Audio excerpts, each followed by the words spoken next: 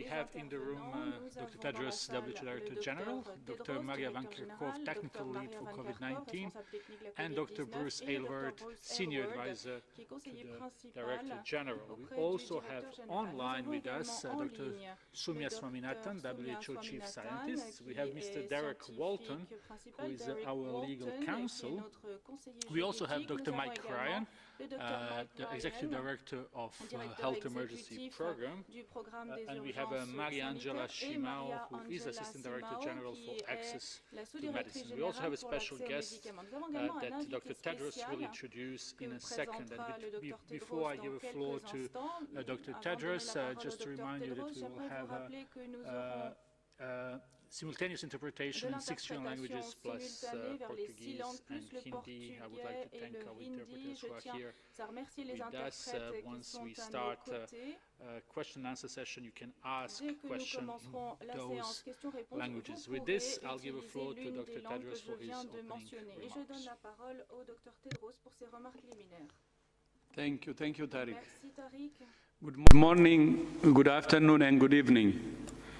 In the past few days, there have been reports of new variants of the COVID-19 virus in South Africa and the United Kingdom. Viruses mutate over time. That's natural and expected. The UK has reported that this new variant transmits more easily, but there is no evidence so far that it's more likely to cause severe disease or mortality. WHO is working with scientists to understand how these generic changes affect how the virus behaves. The bottom line is that we need to suppress transmission of all SARS-CoV-2 viruses as quickly as we can. The more we allow it to spread, the more opportunity it has to change. I cannot stress enough to all governments and all people how important it is to take the necessary precautions to limit transmission. This year has been difficult for all of us, but for health workers, it has never been harder. At this festive time of year, for so many, the best gift for health workers is for leaders and citizens to take precautions that ease the pressure on health systems. Safe and effective vaccines give us hope, but they're not an excuse for people to let down their guard and put themselves and their loved ones at risk. Now is the time to double down on the public health basics that have seen many countries suppress the virus effectively. There are a number of groups that continue to push a narrative that this virus only affects the old, and that with vaccines on the horizon, we can relax. COVID-19 affects children and adults in a variety of ways, and it can attack every system in the body. And a growing number of people suffer with long-term consequences of the virus. This includes neurological complications for children and adults, which are still being researched. Vaccines are offering hope for some, but I'm deeply concerned that vaccine nationalism will deprive the world's poorest and most vulnerable people of these life-saving tools. Now is the time for political commitment to be translated into action. Pledges and promises will not protect anyone unless they are realized. Last week, we announced that the COVAX facility, which is backed by 190 countries and economies, has secured access to nearly 2 billion doses of promising vaccine candidates. In the early 2021, $4.6 billion in additional funding will be needed to purchase COVID-19 vaccines for at least 20% of the population of all low and lower middle income countries. This will ensure health workers and those at highest risk of severe disease are vaccinated, which is the fastest way to stabilize health systems and economies and stimulate a truly global recovery. The 100-100 initiative of WHO, UNICEF and the World Bank aims to support 100 countries to conduct rapid readiness assessments and develop country-specific plans within 100 days for vaccines and other COVID-19 tools. 89 countries have already completed the assessments, and our teams are working around the clock to ensure that governments and health systems are ready for global vaccine rollout. WHO has also released a new training course for health workers on COVID-19 vaccination, which is available at openwho.org. Vaccines will help to end the pandemic, but the effects of COVID-19 will continue to be felt for many years to come. The pandemic has exploited and exacerbated the vulnerabilities and inequalities of our world. But it has also shown that in the face of an unprecedented crisis, we can come together in new ways to confront it. Every crisis is an opportunity to question the way we do things and to find new ways of doing them. For 30 years, our colleagues at the United Nations Development Programme, or UNDP, have published a Human Development Report, an annual snapshot of the state of global development. UNDP has long been a critical partner to WHO, working closely on a host of health and development issues together to solve problems on the ground so that people get the services they need. The latest edition of the Human Development Report, published last week, takes an in-depth look at the COVID-19 pandemic and what it might mean for the future of development and humanity. To talk more about the report, I'm pleased to be joined by my brother, Achim Steiner, the administrator of UNDP. Achim, thank you for your partnership and thank you so much for joining us today. The floor is yours. Thank you very much, dear Tedros. Thank you to the very kind invitation to join you for today's briefing, another very sobering and dramatic point in this pandemic. And it is an honor to be part of this press conference today to mark the launch of what you just referred to, the 2020 Human Development Report. These unprecedented times require us to come together to seek solutions to our shared problems, and that includes us as UN agencies. COVID-19 is a dramatic health crisis, and we are just being reminded of it again in the words that you have shared with us. But we also come together today because it has triggered a social and economic, a development crisis that we have not seen in our lifetimes. Not only has the virus taken the lives of more than 1.6 million people, it has destroyed livelihoods, crippled health systems, locked hundreds of millions of children out of classrooms, and is costing the world's economy more than $9 trillion over 2 years, according to the IMF, and the equivalent of up to 400 million jobs, according to our sister agency, the ILO. UNDP projects that for the first time in 30 years, global human development progress is going backwards. UNDP has calculated that by the end of the decade, 1 billion people could be living in extreme poverty. A quarter of those, 250 million, could be people pushed into poverty as a consequence of the pandemic. As the Human Development Report makes clear, COVID-19 is the latest in a string of consequences resulting from the ever-growing pressures we put on the planet in the name of progress. This is the reality of the Anthropocene, the age of humans, as we refer to it, and in it, humanity is, in a certain way, waging a war against itself. For 30 years, UNDP has released the Human Development Index, ranking countries in the world by how they expand people's freedom and opportunities, by measuring health, education, and income. But this year, we decided that we needed to try something new and long overdue. We included an experimental index to gauge human progress by accounting for per capita national carbon dioxide emissions and per capita material footprint. The result shows that no country is successful in advancing humanity without extracting a heavy toll on nature and our planet. Yes, there are countries successful in a lighter planetary imprint, and yes, there are countries with prosperous populations, but not one nation is doing both. Achieving this balance is the next frontier of human development, as the report is called. And as it sets out, very critically also, inequality is central and is a barrier to that mission. Because inequality is both a cause and a consequence of planetary imbalances, and it stands in the way of solutions. While the pandemic has undoubtedly touched us all, its impact is being felt differently depending on who you are, where you live, and how much money or power you have.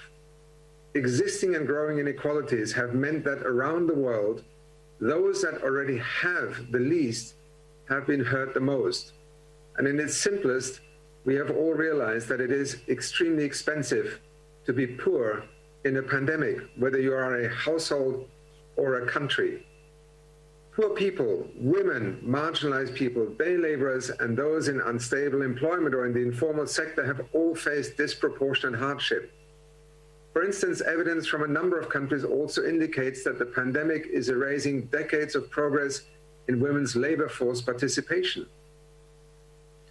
But the report is very much focused on also stating that it doesn't have to be this way. The first test of our willingness to transform will be the delivery, as Dr. Tedros just referred to, of COVID-19 vaccines to the world's population. The COVID-19 pandemic is exposing and exacerbating fragmentation and long-standing gaps in public health and deepening chronic inequities. The delivery of the COVID-19 vaccine must be equitable, otherwise we risk entrenching the very inequalities which are harming the health of people and the health of the planet and are going to give rise to more social and economic tensions. Without delivery of COVID vaccines that are equitable, efficient, and trusted, we will undermine the recovery from COVID-19 and not only lose even more lives, we have to be reminded that none of us is safe unless we are all safe. The scientists who have brought us effective COVID-19 vaccine candidates in record time have shown what is possible through collaboration and innovation. We must now be equally bold in taking the baton to deliver the vaccine to the people of all high, middle, and low income and least developing countries. This is the ultimate stress for planetary health, delivering the largest public health intervention of a lifetime and driving in a concurrent way the recovery in an inclusive and green direction. An undertaking of this magnitude, and I envy this, requires us all to work together in unprecedented ways. UNDP is privileged and continues to be committed to playing its part in the whole UN family system response, but guided in particular also by WHO's leadership while working in partnership with our sister agencies, Gavi, the Global Fund, and others through the ACT Accelerator, the SDG 3 Global Action Plan, and beyond.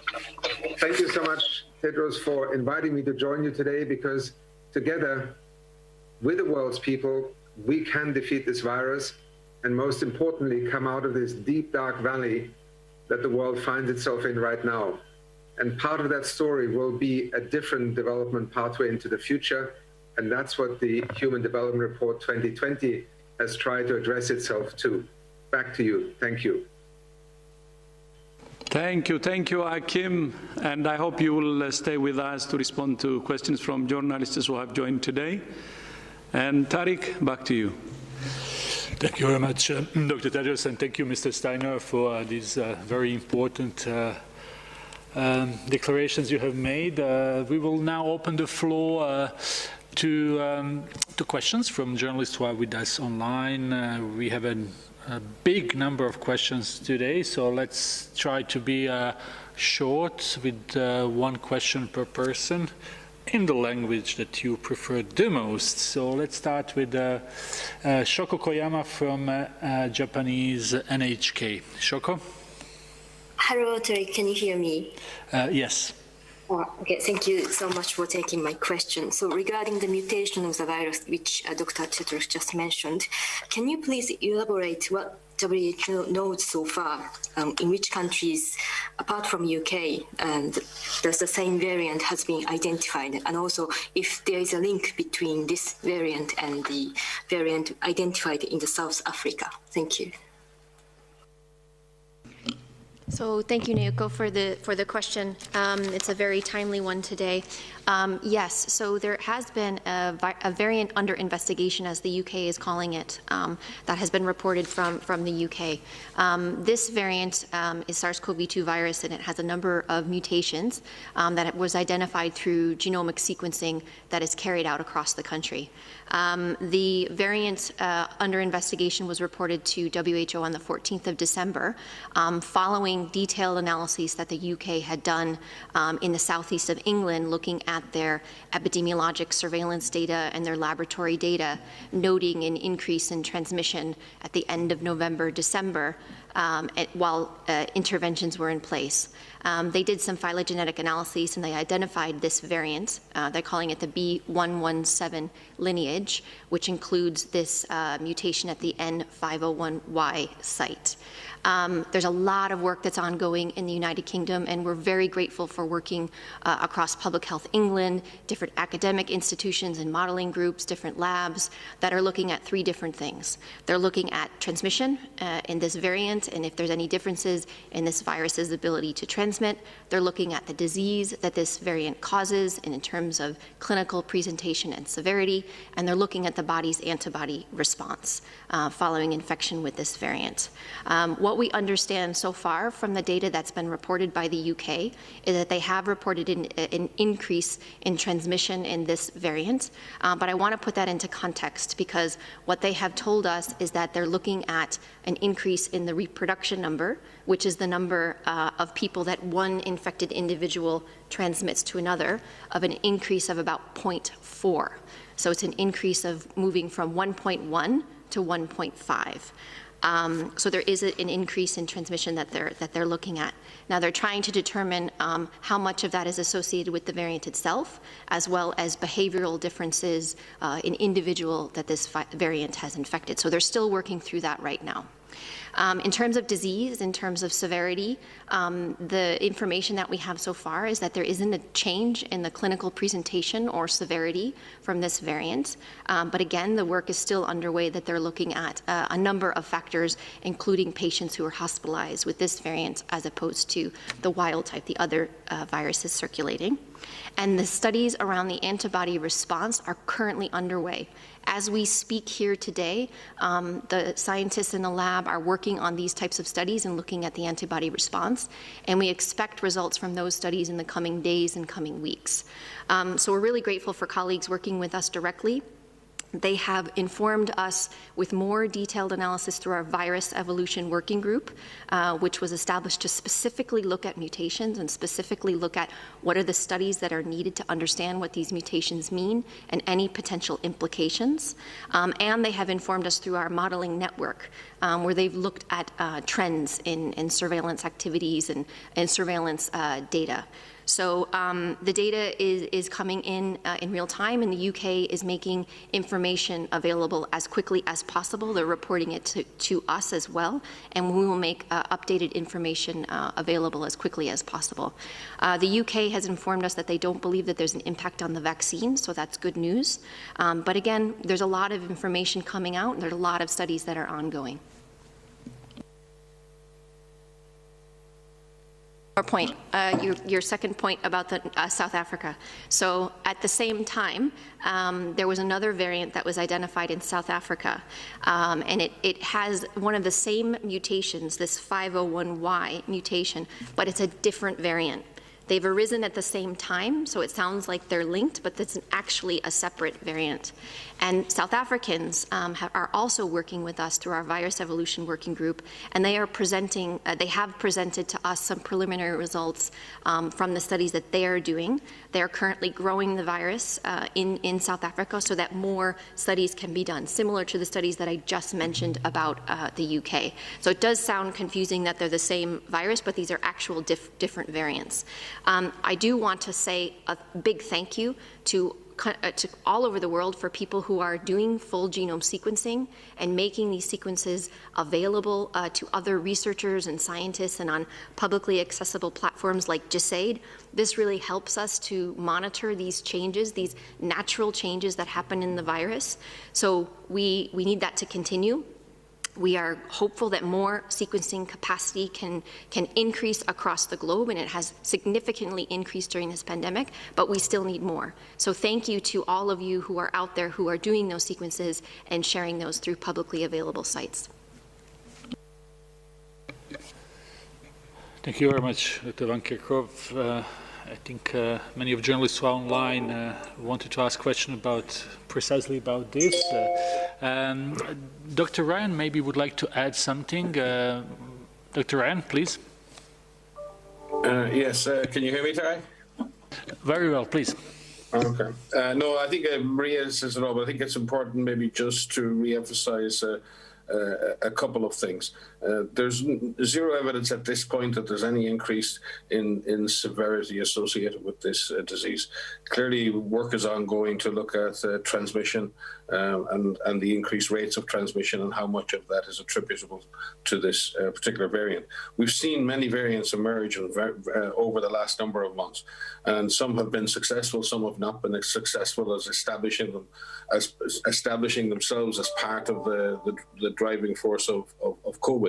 What no variant has done yet is establish itself as having any higher level of severity or evading our diagnostics or hiding from vaccines or the effectiveness of vaccines. And it remains to be seen with any new variant. And that's why it's so important that we continue the work. We're very grateful to the countries for their transparency, for their scientific openness and cooperation. We need to continue to do this, but it's very important. Countries are now acting on a precautionary principle. They're taking the highest amount of precaution. And therefore, many countries have put in place some precautionary travel restrictions while they look at the risk assessment around this virus. That is prudent, but it's also important that everyone recognize that this happens, these variants occur. Science and health authorities and governments are looking at that very carefully. They're taking care of citizens by being extremely cautious about any new variants and examining the potential impacts. But at this stage, we don't have evidence that this virus will change the severity, the diagnostics, or the value of vaccines going forward. So I think as we enter the holiday period, as the DG said, we need to stop all SARS-CoV variants. We need to stop all SARS-CoV transmission. We know how to do this. We know how to suppress transmission. We know how to protect ourselves and how to protect others. It's the same rules with this virus, any variant of this virus. And we must focus on what we can do and what we do know rather than what we don't know. Science will find the answers for what we don't know. Governments will take the appropriate precautions in the meantime, but people, individuals and communities need to get on with the business of stopping the transmission of this virus. Thank you. All right, so we come out of that WHO briefing. Some key points coming out of that. Because many journalists probably would like to hear more about this. Let's see if we have follow-up on this or some other issues. Let's go to Azerbaijan, to our friend Kamran. Kamran, the floor is yours. Do you hear me? Yes, please go ahead. Hello.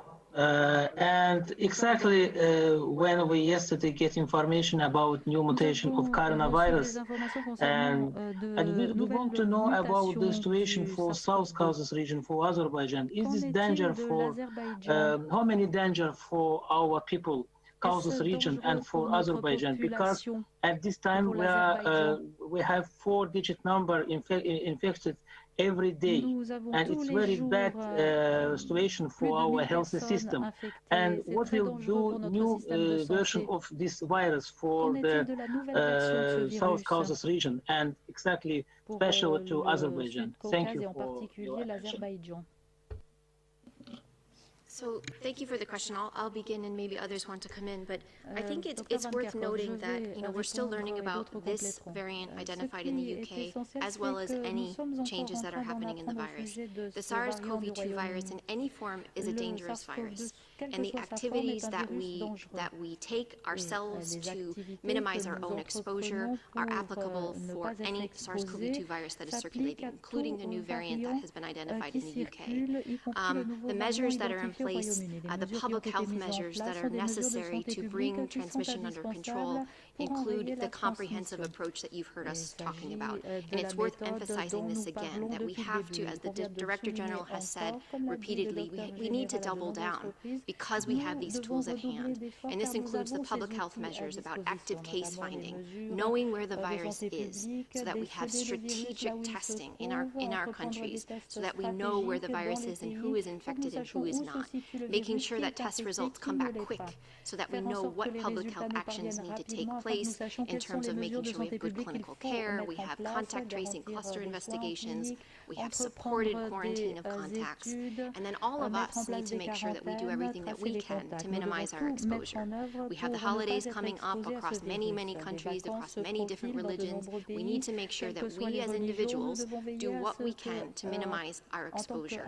We say, know your risk, lower your risk. And there are things that you can do at an individual level. And this is physical distancing, this is wearing a mask, this is washing your hands, making sure that when you do wear a mask, you have clean hands, you put your mask on appropriately, you take the mask off appropriately, you wash your hands, you practice respiratory etiquette, you avoid crowded spaces, you keep your distance, you make sure that you try to avoid enclosed, crowded spaces, especially with poor ventilation, open a window if you're indoors. So there's lots of individual level measures that you can take.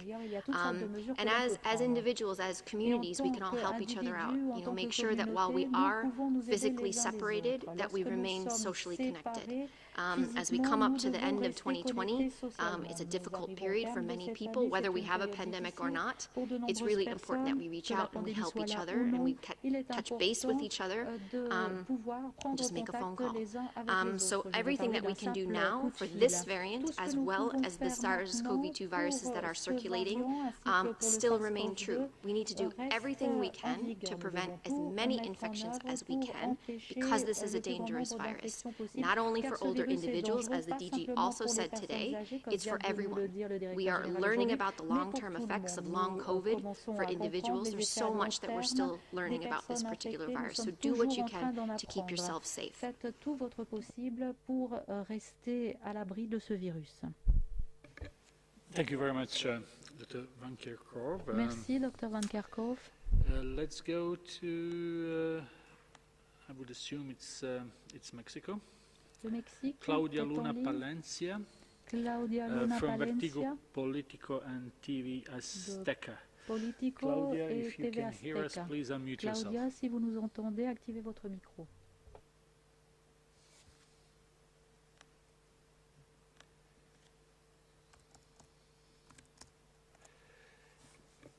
Do we have Claudia online? Est-ce que Claudia est en ligne? If not, let's go to Imogen from BBC. Imogen? Alors, Imogen de la BBC. Imogen, if you hear us, please unmute yourself and ask your question. Permission comes up a bit late. Hello. I know you've said a bit about this new variant. I'm just wondering if you're able to give any more precise detail. We've heard a lot about how this is up to 70% more infectious than other strains, the strains that are already circulating. Can you give us any detail about what evidence you've seen that suggests that, and what countries should do about it, apart from what you've already said, the usual stuff we know works, wash hands and distance? Y a-t-il d'autres mesures que les pays puissent prendre outre celles que vous avez déjà mentionnées? I will begin, and maybe others want to come in, but I am going to repeat what I just said because I think it's worth hammering in. In terms of the reports from the UK about an up to 70% increase, that information comes from different types of analyses that UK colleagues are working on. They've looked at their surveillance data across the country, looking at data that's coming in from testing at different sites in Southeast England, but also across the country, across all of the UK. They're also looking at phylogenetic analysis, looking at the sequences and doing detailed analysis of making estimates of the reproduction number, of the generation time, etc., to look at differences with this circulating virus and other wild-type viruses. So they look at people who are sequenced And so not all people across the UK are sequenced, so it's a subset of the population. But having said that, the 70% increase is an increase of a reproduction number of about 0.4. So it's an increase from 1.1 reproduction number to 1.5. Now this is in the presence of interventions that are in place across the UK. So what they're doing now is they're doing more analysis of this as more surveillance data and more sequence data comes in. They're always refining these estimates, so these estimates may slightly change, and that's to be expected. But what they're trying to also do is look at what is associated with this variant and what is associated with people's behavior in terms of the interventions and applying and complying with the interventions that are in place. Could be the variant, a combination of the behavioral factors, and both. And so that's what they're looking at right now. We expect more analyses and results from our colleagues in the UK over the coming days, coming weeks, as they continue to look at this. They're also doing some epidemiologic investigations of individuals with this variant compared to those without this variant. They're doing detailed studies of patients in hospitals to look at the clinical course and severity, but again, we have no indication that there's a change in disease presentation or mortality, so that's good news. And then there's more studies of the neutralization. But again, I come back to what do we need to do? We need to do it all. The combination of factors is what works. With a reproduction number of 1.5, that means that one individual can infect more than one person. That means an epidemic will grow. But it means that we just need to work hard at making sure we don't give this virus an opportunity to do so. So especially as we see the upcoming holidays and many people wanting to spend time together, we need to think about how do we minimize our exposure, we minimize the opportunity for us to pass the virus to other ones. We want everyone to have a safe holiday this year. It may not be exactly how we anticipated spending it, but it doesn't mean that we can't celebrate it in our own way. But it's do it all, and it's the individual level measures, it's complying with national guidance, it's being patient as the vaccines and vaccination come online. We just really need to hang in tight. Thank you. Thank you, Maria. Dr. Mike Ryan. Dr. Ryan. Thanks, Imogen, and thank you, Maria. I think, as Maria said, with the work being done by the UK, and it's very responsible work, just looking at what is the combination potentially of the virus, and also just the difficulty of the measures at this time of year in any given country, what's driving transmission, and they will sort that out. But if we even look at their estimates, with the new estimate of around 1.5, that just put the bar up a little bit. In some senses, it means we have to work harder. Even if the virus has become a little bit more efficient in spreading, the virus can be stopped. The R0 is around 1.5. That means the virus can be stopped, and we've had R0s much higher than 1.5 at different points in this pandemic, and we have got it under control. So this situation is not, in that sense, out of control, but it cannot be left to its own devices, either personal behavior or the virus itself. As we learn more about the virus, we'll learn more about how it may replace other strains, and that, as I said, has happened before. But we're not talking about a reproductive number like measles, which is somewhere between 12 and 18, or mumps or chickenpox 10 to 12. We're talking about 1.5. The virus may have become slightly more efficient in transmission. That can have a big impact on numbers when we have so many people being infected, but it means the virus can be contained, the virus can be suppressed, and it is exactly the same interventions, exactly the same behaviors, done with more intensity and more completeness, that we need to focus on right now.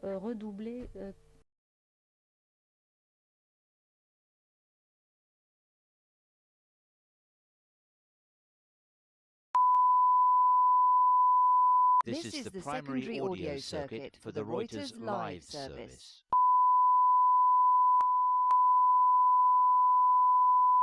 This is the primary audio circuit for the Reuters live service.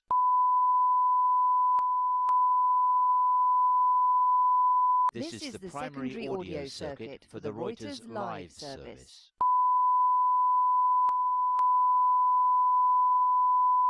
This is the primary audio circuit for the Reuters live service.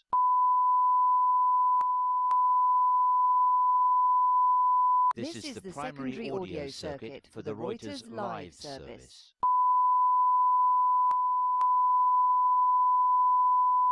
This is the primary audio circuit for the Reuters live service.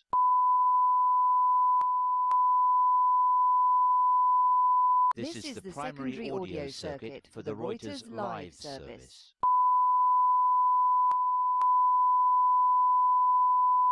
This is the primary audio circuit for the Reuters live service.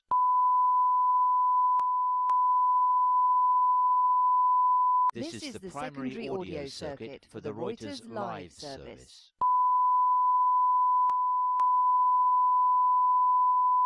This is the primary audio circuit for the Reuters live service.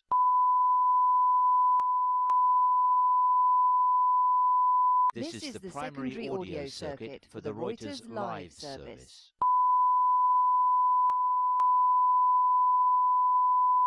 This is the primary audio circuit for the Reuters live service.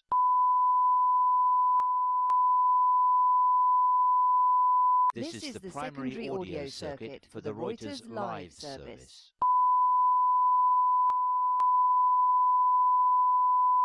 This is the primary audio circuit for the Reuters. People who are in close contact with another. That's still the same. There are detailed EPI investigations that are underway, and we will let you know if anything in that space changes, but the virus likes people in close contact with one another. So when we say there are things that you need to do with your physical distancing, so I hope that was a little bit more clear, but maybe others want to come in. I'm sure Mike will want to come in on that. In terms of the international spread, so we are learning of countries that are doing sequencing, that are looking for individuals with this particular variant, and there are a few countries that have reported single cases of this variant. They're reported, the sequences are being uploaded into GISAID and other online platforms, so again, we're grateful for that.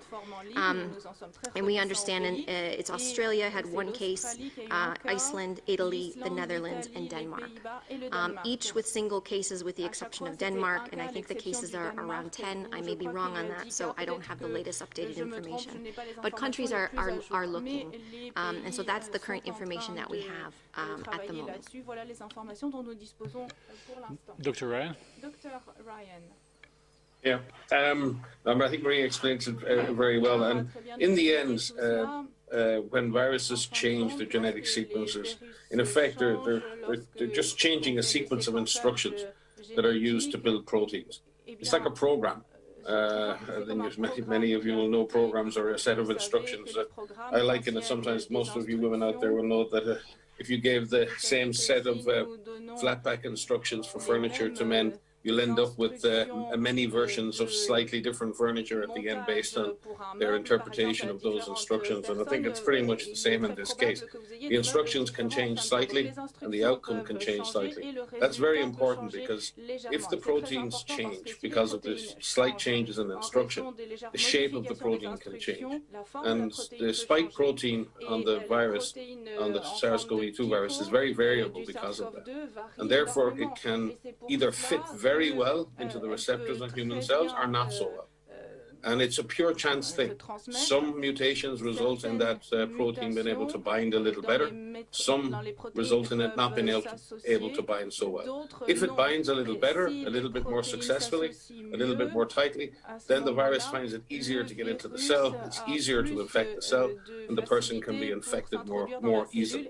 So that can change either the ease with which the person can be infected or the viral loads that they may have ultimately with the same exposure. So in that sense, it is very much linked to those instructions, the success of the virus in the human body. And then, as Maria said, the types of transmission don't necessarily change, but if you increase the number of people who are infected in the community, then obviously the rate of infection can then increase when more people are successfully infected with the virus. But again, we're talking hypothetically here. We've seen an estimate of a small increase in the reproductive number from the UK. It remains to be seen how much of that is due to the specific genetic change in the new variant. I suspect some. And as I said, we're going to have to, Maria has laid it out, we're just going to have to keep working hard, keep doing it all, and dealing with this SARS-CoV-2 variant as we have dealt with all the previous ones. variant précédent. Thank you, Dr. Ryan and Dr. Merci, Dr. Van Ryan. Merci, Dr. Van Kerkhove, pour ces explications précises supplémentaires. Let's see if we have more questions on this, or we may have some other questions. Let's turn to Georgia, and we have Katavan Kardava from TV Georgia. Hello, can you hear me? Yes, please go ahead. Thank you very much. Good evening. European Medicine Agency recommends Pfizer COVID-19 vaccine today. It's a great news and historic day and achievement. We want to know and would like to know what are the procedures when WHO will recommend a vaccine. And also I have a question for Dr. Ryan. How would you assess the situation in Georgia right now? Regional Director for Europe is in Tbilisi. Thank you so much. Thank you very much. I will call on Mariangela Shimao, our Assistant Director General. Mariangela. Yeah, thank you. Thank you for the question. Can you hear me, Terry? Yes, very well. If you can turn off the camera as well, so we could see you, but we can hear you very well. Yeah, I'm on the iPhone, so I don't know how to turn on the camera.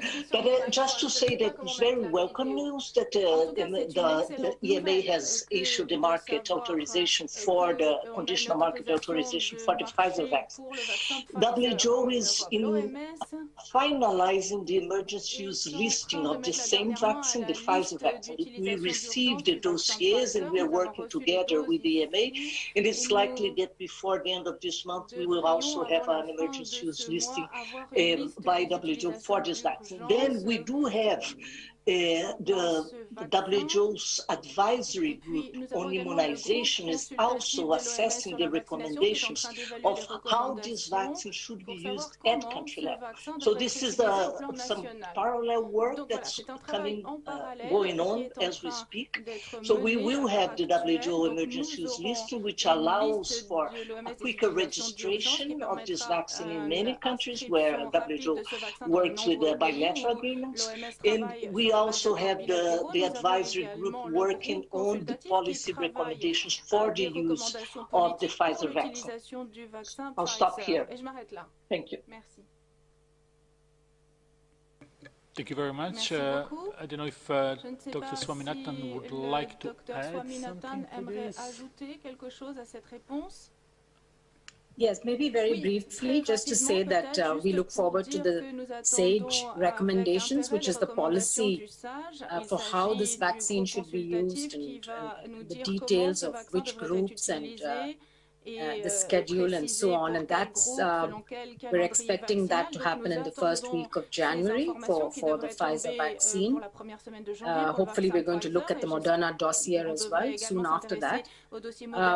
We do hope that through the COVAX facility that we will be able to start rolling out the Pfizer vaccine in a limited set of countries late January, early February to vaccinate healthcare workers in those countries who are at highest risk for getting the infection, and also to protect the health system from being overburdened and collapsing. This will allow us to, first of all, have a public health impact by protecting this high-risk group, but also to be a learning for us to then rapidly be able to scale out vaccines to the remainder of the COVAX facility countries.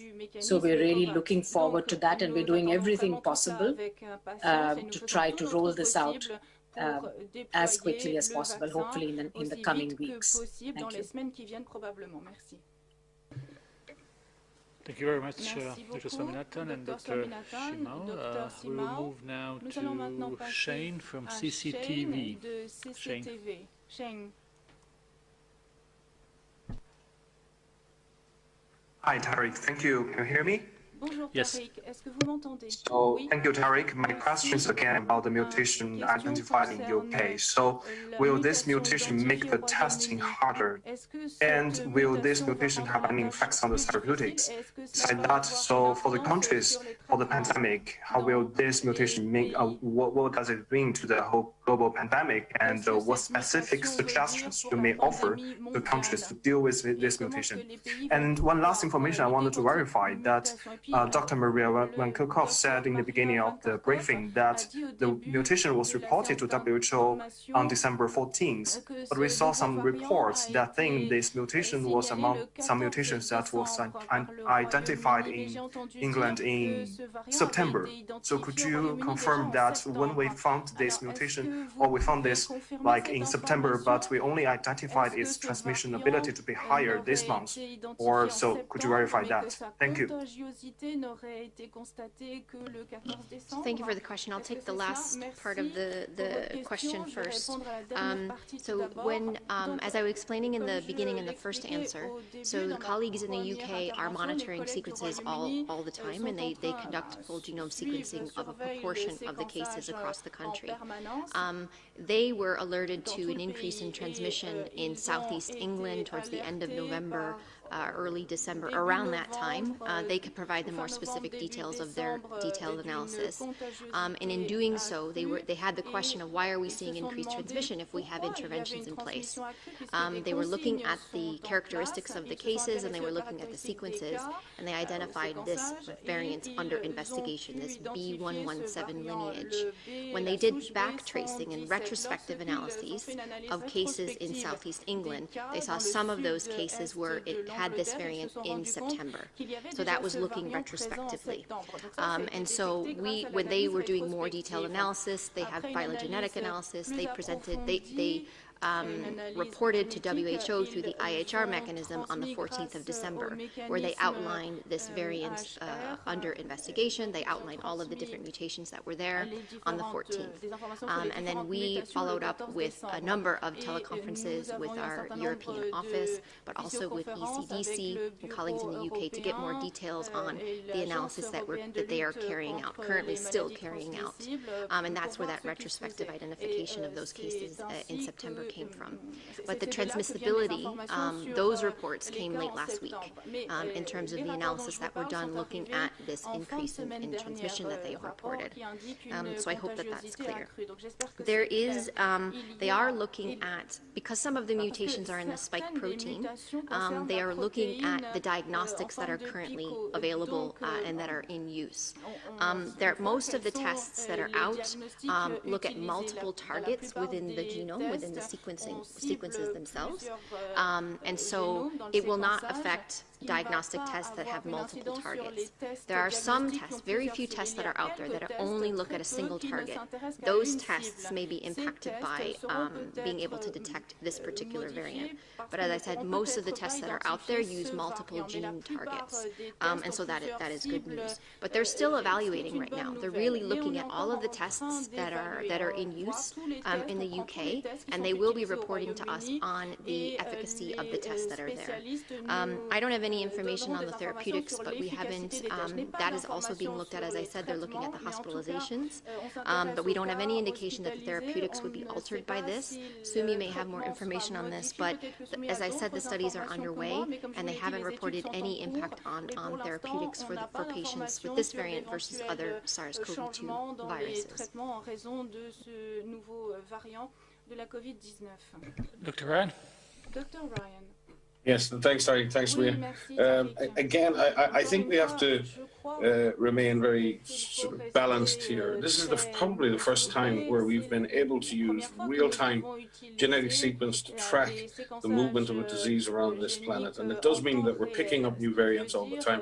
Their significance when they're picked up, at the moment they're picked up, is not known, because we just find them and then we have to find out what they're doing within populations. We look forward to see what's happening. We look backwards to see if this has existed before and how many people it's infected. It's an incredible detective story, a scientific detective story.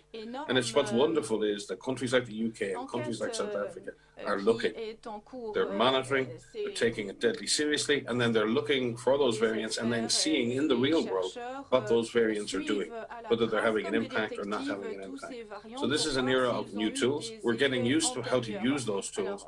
And it's really important as we use those tools that we are very cautious then and very, very measured in how we communicate with the media and with you, the public, so that we're communicating important information, but at the same time that we're not overplaying that information in a way that scares people too much. We have to find a balance. It's very important to have that transparency. It's very important to tell the public the way it is, but it's also important to get across that this is a normal part of virus evolution, and being able to track a virus this closely, this carefully, this scientifically, in real time, is a real positive development for global public health. And those countries doing this kind of surveillance should be commended. But it does bring it with it some moments when we gasp at the emergence of new strains, and then we have to track those strains over time. But the message overall is a positive message of knowing and learning how this virus moves and works, and then finding ways to combat its spread. What's good is the measures we currently have in place are the correct measures. We need to continue to do what we've been doing. We may just have to do it for a little, with a little more intensity and for a little longer to make sure we can bring this virus under control. Many thanks, Dr. Ryan. We have a time for one or two more questions.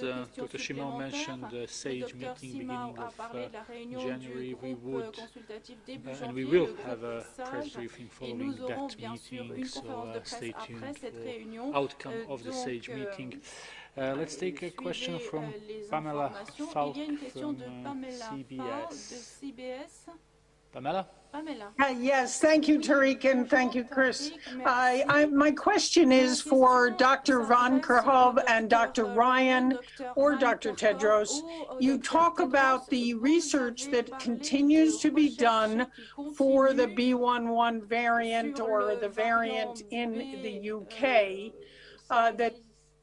and you have said that there's no evidence that there's a negative impact on the vaccine, or you believe there isn't, or the UK believes there isn't. Do you know? Can you explain how you know? Have you tested it on the? Have you tested the vaccine on this variant? How do you know that the current vaccines that are available are applicable and will work with the new variant? Thank you so much. I can start there, Maria, if you don't mind, because I think we can, at this point, bring Dr. Sumi in. This is being tested. You don't know, first of all, when you start, but it's usually vaccines are aimed at quite a broad, are able to cover quite a broad range of changes in any given virus in terms of the protein. But it does need to be checked, and it is currently being checked in a number of labs. I think we have Sumi there. I think I saw Bruce there, so certainly have Bruce, but I think we have Sumi online. And I know this is a very high priority for the RD blueprint and for COVAX right now, and the work is underway. Sumia?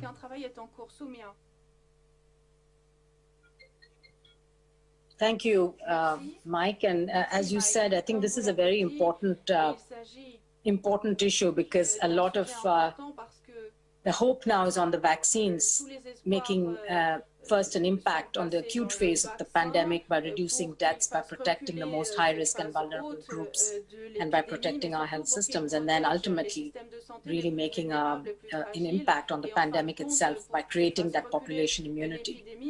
Now, all viruses mutate, some more rapidly than others. We have one example, the influenza virus, which mutates quite rapidly and requires every year the vaccine strain actually to be reviewed and revised based on the circulating influenza strains prevalent that year. So that's one example of a viral vaccine that's updated every year with the current information. Now, the SARS-CoV-2 virus is mutating at a much slower rate than the influenza virus, And so far, even though we've seen a number of changes, a number of mutations, none has made a significant impact on either the susceptibility of the virus to any of the currently used therapeutics, drugs, or the vaccines under development.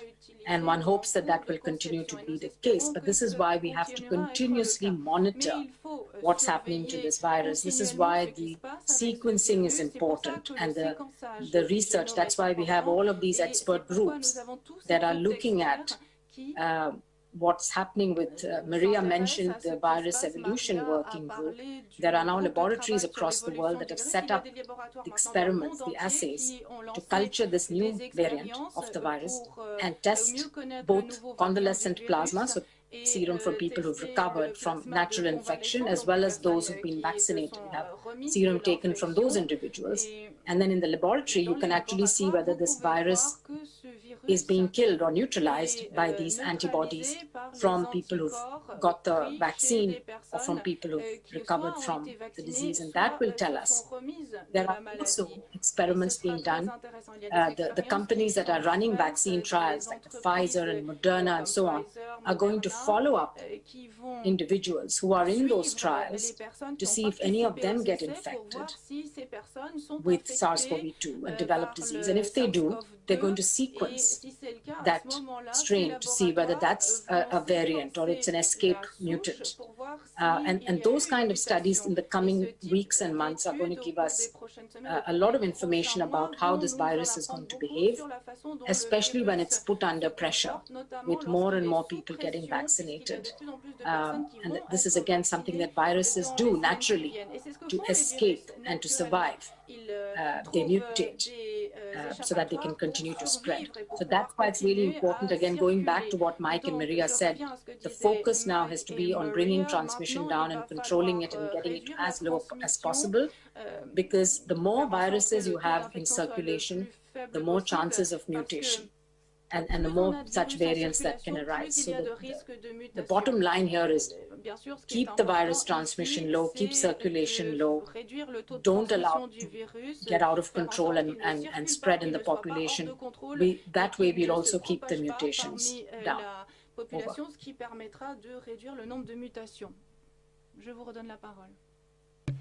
Thank you very much, Dr. Swaminathan. We have lots of questions in line, but unfortunately we won't be able to take all of them. So let's try to take one or two max. So Corinne from Bloomberg. Corinne.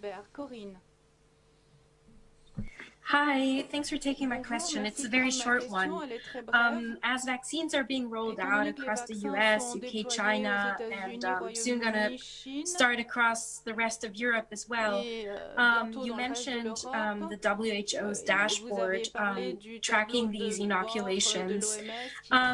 Since we're seing so many vaccinations already, do you have a better idea of when that might go live and what kind of data you'll be able to be collecting? Don't know if Dr. Swaminathan can answer that. If not, we are happy to look back for information. Dr. Soumya? Yeah, I could just say that, you know, the WHO does track immunization coverage in countries across the world. We do this in partnership with UNICEF and other partners. This is something we do on an annual basis, but this is for childhood vaccinations, and we produce a report every year on coverage and on challenges.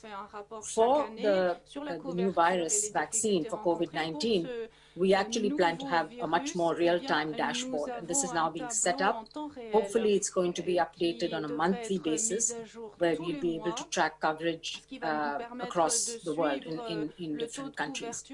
A lot will depend, of course, on the data that's provided to us by countries. We're setting up the systems now and the indicators that are going to go into the dashboard. But yes, that should be up and running sometime early next year. Thank you. Thank you very much, Dr. Samatan. We will, of course, keep everyone informed about new dashboards. Dr. Ryan, please. Just to supplement with Sumi, because the adding in vaccine data is very important. We've been tracking multiple data points on this epidemic since the very beginning. Epidemiologic data, activity data, impact data, a lot of social data, a lot of information that's been on our country platforms and been out there. Countries themselves have built their own dashboards to track this disease. So it's really important that we now continue in and do the necessary tracking for this virus. As Sumi said, for a lot of routine immunization, it's a yearly process, a monthly process, but we do real-time tracking. We have done and do for yellow fever, for meningitis, for cholera, and for Ebola. For epidemic diseases, we are in a position to be able to do real-time daily tracking of disease, of vaccines as they're used at country level.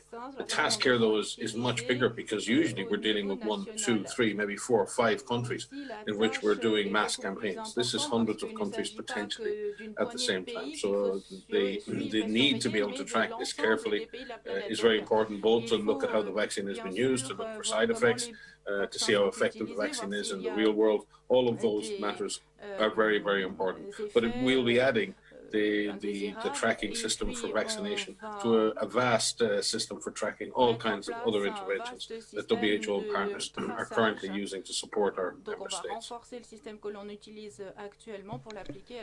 Thank you very much, Dr. Ryan. We will conclude our press briefing with this. I understand our guest, Administrator Akim Steiner, is still online, so maybe I will give the floor to Dr. Tedros. Yeah, Akim, if you're online and you would like to say closing words, you're welcome. Thank you, Tedros. Very briefly, nearly today's focus, given that it is the WHO press conference and everything that is happening in the last 24, 48 hours, I think it's just very good to be here with you. And I just want to add that one reminder, as you lead us and as the world tries to contain the virus, our ability to do so is also premised on being able to recognize that for hundreds of millions of people to do the right thing is extremely challenging.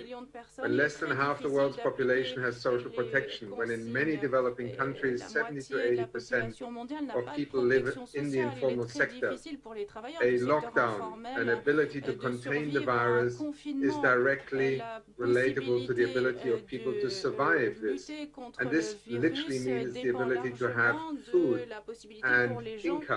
And that is why, as we in the development program of the UN look, for instance, at temporary basic incomes, something that in richer nations, through furloughs, unemployment benefits, social safety, and the crisis response is being provided, let us not forget that for literally hundreds of millions of people, there is, as of now, nothing. And our ability to fight this virus through technology and science and innovation is equally premised on our ability to be societies in which we do not forget that there are many who rely on others to be able to do over us.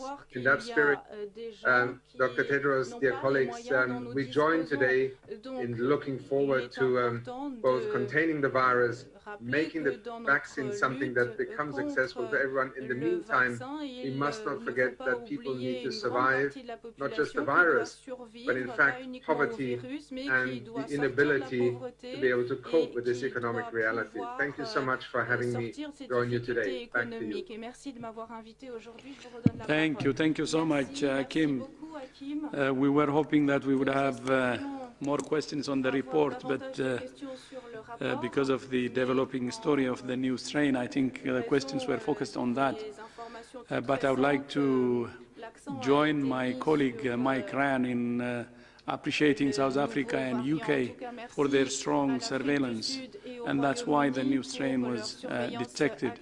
And I would like actually to use this opportunity to remind other countries to strengthen their surveillance Mutation happens, it's natural. The most important thing is to detect it as early as possible. And as Mike said, all the measures we're taking, the tools we have actually work for the new strain too. So the most important thing is to really be implementing all the measures that we know globally. And having said that, I would like to thank the media who joined today, and also on behalf of my colleagues here, on behalf of WHO, we wish all Christians around the world Merry Christmas and Happy New Year. Thank you so much.